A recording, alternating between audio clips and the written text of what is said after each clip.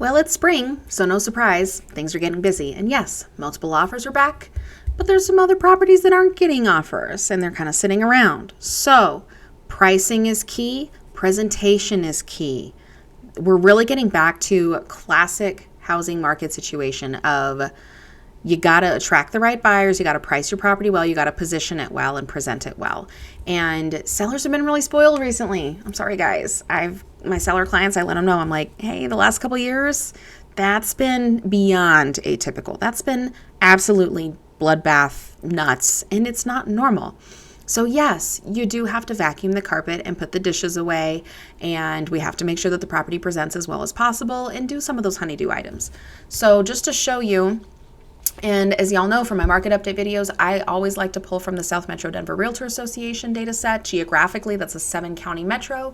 I don't like using some of the other Realtor Association data sets because some of them are 9 or 11 county metros, and they pull in like Boulder and the mountains and all of these places that are not representative of our metro market. And for anybody that understands housing markets, micro market, depending on where you're buying, is what matters most, because one neighborhood can be sitting on the shelf and nobody wants to buy it.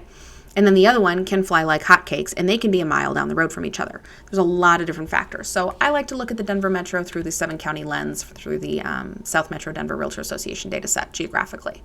So to give you an idea, we bottomed out and we're back up, right? So 555 for our median closed and sold housing price. That includes condos, townhomes, single-family homes, duplexes, all of that.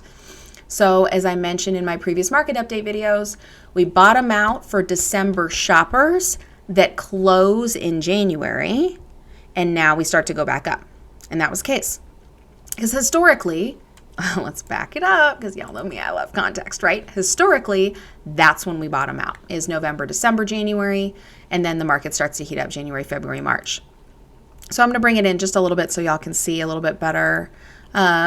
Hopefully y'all can read these okay. I tried to change my screen resolution for you and get a mic so my audio isn't terrible, and hopefully my video sucks a little bit less than usual. But for me, getting the information out to you is more important. So things are back up.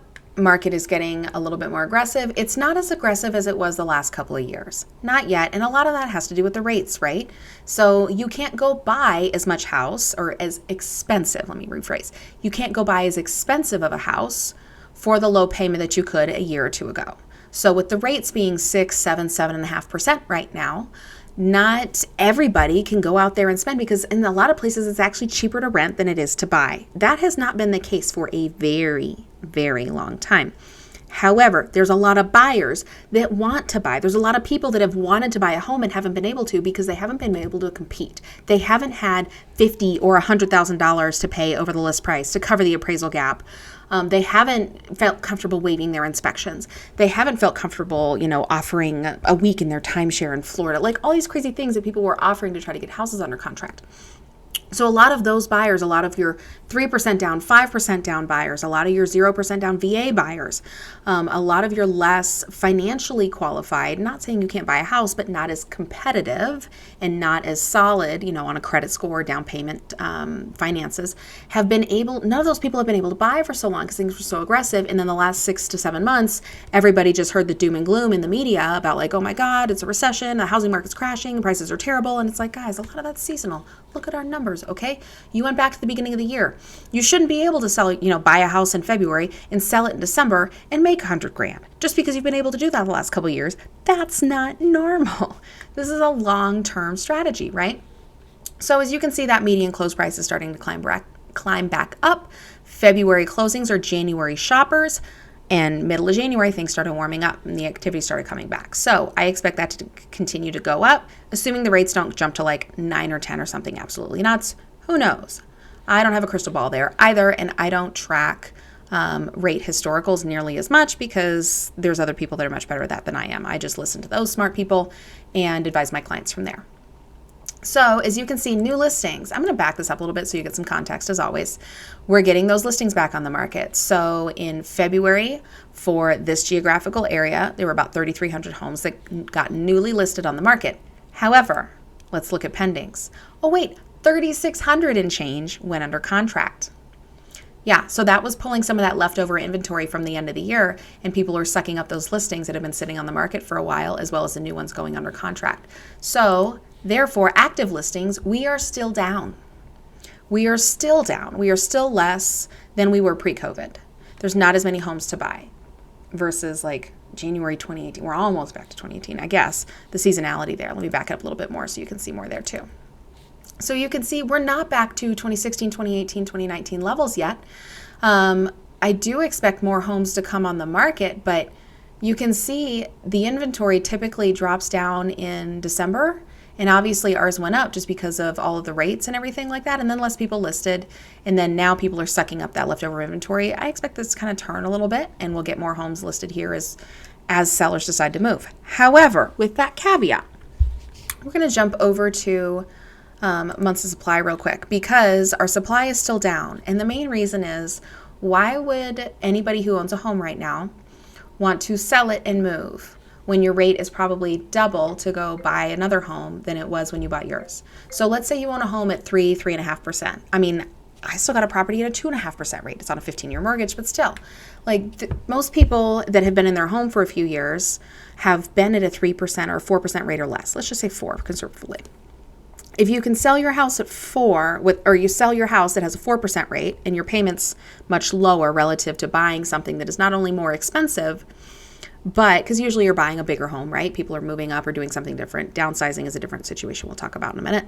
But if you're moving into a larger home, not only is the house more expensive and the payment higher, but now your rate's about double. So your payment is much higher relative to the home that you're having. So a lot of people, the only reasons that a lot of people are going to move right now are having a baby, dying, moving out of state, moving into the state and needing to buy a place, or downsizing. And so it's got to be a motivating factor. There really has to be a big why of why you want to move for it to make sense for people and to justify that difference in cost. Therefore, I think we're still going to be pretty limited on supply this spring. I think we'll get a lot of people moving out of state, just given the cost of living, given what they can take away from their house.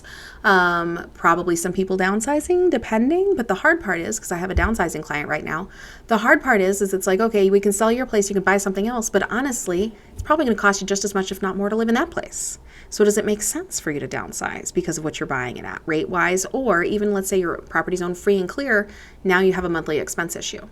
So with HOA fees, property taxes, another plug for the property tax video, because with these close price appreciation that we've had the last couple of years, property tax valuations could be ugly. So when that's posted, I'll link to that up above, I don't know which side, up above and down below of property tax changes that are coming. I'll post that in the next couple of days because it's going to be nasty, guys. So anyway, all of that coming around to say that I still think we're going to have an inventory issue. I still think we're going to have some competition in the market because even though the rates are high, the buyers that want to buy that haven't been able to are still going to want to buy something, and therefore we're still going to have these multiple offers. So speaking of that, we talked about our days in MLS going down, right? So now we're listed about 9 days less than we were last month. So things are coming on the market, but they're moving quicker. They're moving quicker, so they're getting traffic. And that traffic has actually gone up, which is no surprise. They're getting more showings. And the showings per listing has gone up because those buyers are out looking. And even though the house is on the market less time, it's getting more activity up front, the first 1 to 2 weeks, and then it goes under contract, right? So our shows per listing, even though we were getting practically no traffic the second half of the year because of rates, recession, time of year, seasonality, all of these combined factors, now that traffic's starting to go back up. Is it as crazy as the last 2 years? No. But it is getting more aggressive than it has been the last 6, 7, 8 months, okay? So, and those shows depending is going up, not because it's taking longer to sell the property. We're kind of in this weird spot where it's getting traffic and it's getting more traffic up front, but it's not selling in the first 3 hours. So there's still a decent number of showings on the property because it still allows more people to come in. So given that, that's why I wanted to talk about just anecdotally what I've been seeing with my clients out in the market for a minute. And I'm going to back this up a little bit so y'all have some recent data to look at while I talk about it. So I'm going to pause this for you.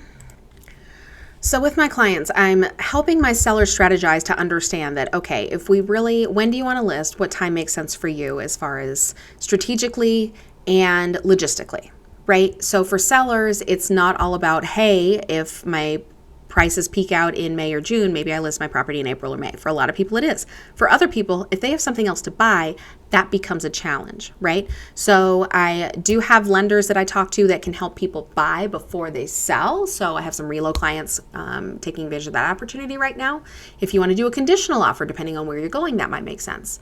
But now with the market getting aggressive again and there being multiple offers on places again, it probably doesn't make sense for you to say, hey, I have a house to sell before I can buy yours, because if there's 2 other buyers that don't, now you're not competitive. So just as an example, I took a buyer out, downsizing client. I took her out a week ago, last Monday. I usually don't show properties on Mondays, and here's the reason why. Because we looked at 7 places. She was a rock star, man. It's a lot to look at in one day. So 2 of those were overpriced, rough condition, and just felt like, are you kidding me? This is never going to sell. And sure enough, they'd both been on the market for a while. One for a little over a month, one for, 140 days or something. It was a long time. So, but hey, you overprice it. It's not in nice condition. It's probably not going to sell. People are going to buy something else. So out of the 5 remaining, 2 of those on Monday morning, I got calls from the agents saying, hey, I know you're going to go show my property today, but I just want to let you know we had multiple offers. One of them had over 3 offers. One of them had at least 5 offers. And that was the first weekend listed for both of those. Another one, even though it didn't have multiple offers, was newly listed. And it was like 3-4 days on the market. And they didn't call me and tell me they had offers. It's possible. They just didn't call me and tell me that they were, had a deadline to get something in. Another one, it was the first day of showings, and they'd already gotten about 4 or 5 calls from other agents saying, hey, we like it. We know it's first day of showings. What do I need to know? Which is the agent's way of saying, it's a pretty good option for my buyer, so I want to know what I'm walking into. And then another one had been on the market for 23 days. Actually on the market for 23 days, gone under contract, and just came back on the market.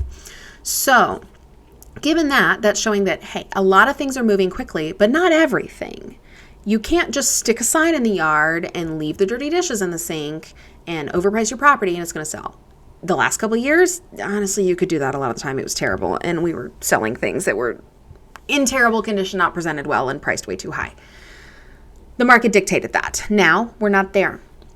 However, if you price it well, you position it well, you stage, it looks nice, it could very likely get a couple of offers. So, but that also means for buyers, what's nice is that we're not in the $100,000 over the list price, give away your firstborn child and your dog situation either. I haven't seen waived inspections yet. I'm hoping we don't get back to that. I really don't like advising my buyers that that's something that they need to do. I rarely advise that that's something they need to do, unless that's their choice and that's how they want to buy the house. That's fine. I don't like it. So we're not to that point of waiving inspections yet. We're not to the crazy point of, $50,000 or $100,000 over the list price yet. But there is going to be some competition, just like there was in 2015, 16, 17, 18 for nice properties. You're probably going to have to compete, and there's some strategy there. So anyway, all of that to say, things are heating up. It doesn't matter that the rates are 6 or 7 more percent. When people want to buy, they want to buy. And a lot of those buyers that haven't been able to buy for a couple of years are just going to suck up the cost difference and say, God, it's a lot of money every month. Housing affordability sucks.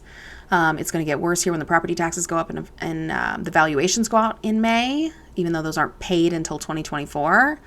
It's going to increase housing cost. So as the prices went up, therefore the property taxes go up.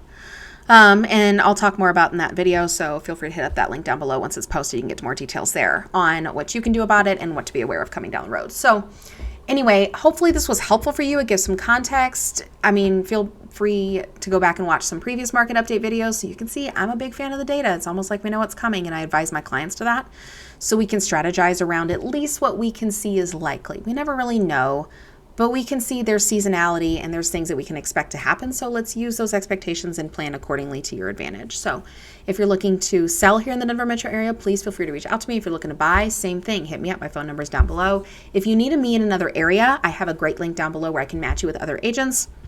Here in about 15 minutes, I'm going to be doing a live stream on market updates with one of the North Carolina agents that I know, and she's amazing, as well as one of the Puebla agents that I know.